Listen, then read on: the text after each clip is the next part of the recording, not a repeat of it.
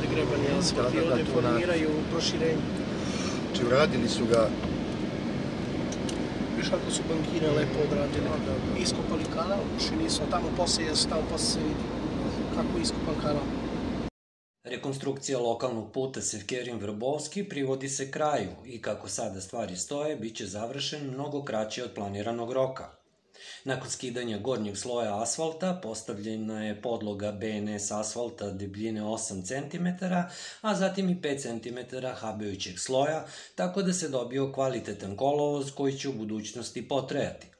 Saobraćajnicu su obišli predsednik opštine Miloš Markov i direktor komunalnog preduzeća Slavko Mančev.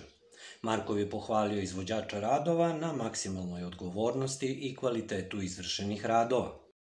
Pa evo, ja moram da izrazim veliko zadovoljstvo. Danas smo izašli na teren da obiđemo dinamiku radova rekonstrukcije puta Sevkerin-Vrbovski. Imamo priliku da vidimo zaista da je izvođač bio maksimalno odgovoran i posvećen rokovima, tako da možemo da kažemo u rokovima ili čak i nešto pre roka dolazimo do završne faze rekonstrukcije ovog puta koja podrazumeva, kao što vidite, urađeno je kompletno asfaltiranje puta. Dakle, sada trenutno se rade bele linije, radi se to proširenje puta koje je dogovoreno. Dakle, asfalt koji je skinut sa starog puta koristi se kako bi se put dodatno proširio, odnosno formirale bankine po pola metra svake strane od grebanog asfalta.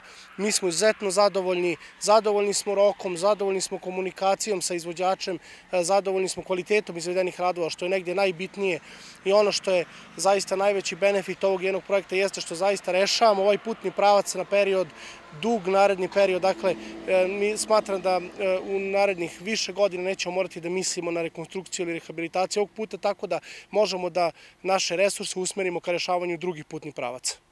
U anketi koju smo snimili na raskrsnici kod Vrbovskog, učesnici u saobraćaju su se izrazili pohvalno novim kolovozom i uporedili stanje od pre i sad. Odličan, divan, više nego lepo, više nego zanimljivo. Očisti put je prva liga, mislim, ko autoput, samo što nema 6 traka. Mislim, nikad bolje nije bilo. Ranije rupe da otkineš točak, da bilo je ljudi koji su bušili po 2 gume. Miloš Markov je posebno istakao aspekt bezbednosti ove saobraćajnice i uređenja raskrsnice koja je sada preglednija i bezbednija.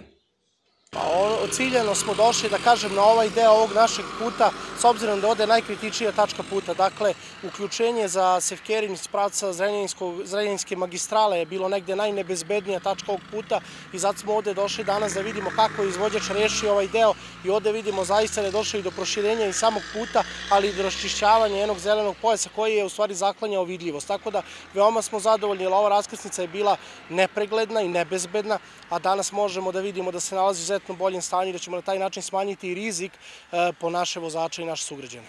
Asfaltiranje i obeležavanje horizontalne signalizacije je završeno i još samo se finišira nasipanje i ravnanje grebanog asfalta na bankinama koje idu po pola metra sa obe strane kolovoza.